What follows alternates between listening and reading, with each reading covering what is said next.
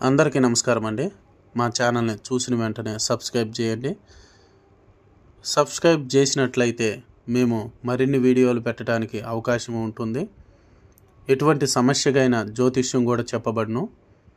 ముఖ్యంగా ఇప్పుడు మనం ఈరోజు మాట్లాడుకోబోయే విషయం సింహరాశి.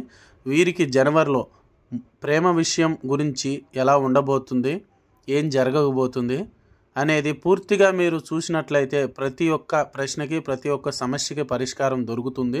మీ చేతుల ద్వారానే పరిష్కారం ఉంటుంది. జరగబోయే ఇబ్బందులకి ఇప్పుడే మనం ఫుల్ స్టాప్ పెట్టుకోవచ్చు. పూర్తిగా మీరు వీడియో చూస్తేనే మీకు అర్థమవుతుంది. మరియు మా ఛానల్ని సబ్స్క్రైబ్ చేయండి. ఎవరో చూస్తున్నారు కానీ సబ్స్క్రైబ్ బటన్ నొక్కడానికి ఇష్టపడట్లేదు. దయచేసి మీరు సబ్స్క్రైబ్ చేసినట్లయితే మేము ఎంతో ఉత్సాహంగా మరెన్నో వీడియోలు పెడతాం.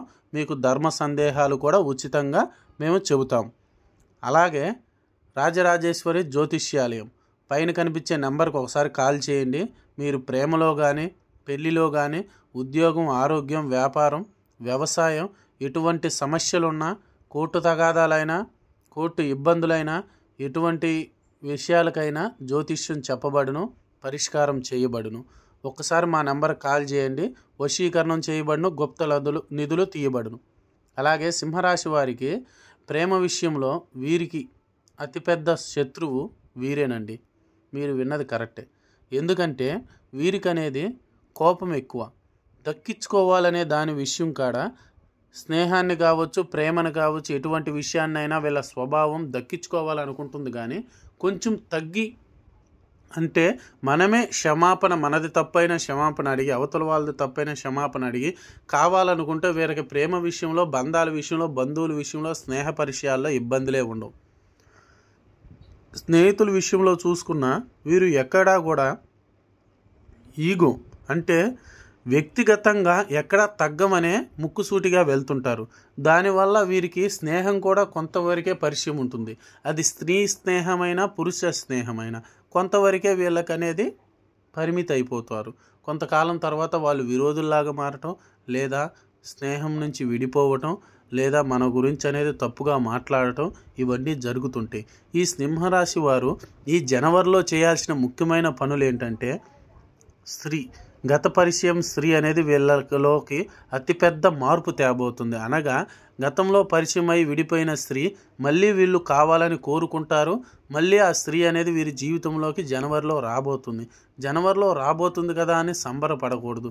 ఆ స్త్రీ అనేది ఎందుకు రాబోతుంది, ఎలా రాబోతుందంటే ఆ స్త్రీ వల్ల అతిపెద్ద సమస్యలు రాబోతున్నాయి. కోర్టుకి వెళ్ళబోతున్నారు, నలుగురిలో ఇబ్బందులు పడతారు. ఖచ్చితంగా ఇది జరగబోతుంది. కాబట్టి ఆ స్త్రీని అనేది వీరి జీవితంలోకి రానివ్వకోకుండా వచ్చినా వీరు దూరం అయిపోయేటట్టు ఉండాలి. ఎటువంటి వీక్నెస్లకి, ఎటువంటి ఆకర్షణకి లోబడకూడదు. వీరు ప్రతిసారి చేసే తప్పు ఏంటంటే వీరిది తప్పు ఉన్న క్షమాపణ కోరరు. స్త్రీ అనే విషయంలో వీరి చెప్పు చేతల్లో ఉండాలనే అహంకార భావం అనేది ఎక్కువగా ఉంటుంది సింహరాశి వారికి. ఆ తప్పు వల్ల వీరికి ప్రేమే కాదు ప్రతి ఒక్కళ్ళు వీరిపోతుంటారనమాట. వీరు ప్రేమలో ఉన్న ఈ ప్రజెంట్ ప్రేమలో ఉన్న సింహరాశి వారైనా జనవరిలో స్త్రీ మాట వినుకొని స్త్రీ ఏం చెబుతుంది, ప్రేమించిన ప్రేయసి ఏం చెబుతుంది, అలాగే ఆమె ఏం కోరుకుంటుంది, తప్పు ఆమెదైనా ఆమె మాట ప్రకారం నడుచుకోవటం మంచిది, తెలివిగల వాళ్ళ లక్షణం అని నేను కరాఖండిగా చెప్పగలను. ఎందుకంటే వీరికి ఎడబాటు జరిగిందంటే మళ్ళీ కలబాటు అనేది జరగదు. అలా దూరం అయిపోతూనే ఉంటారు.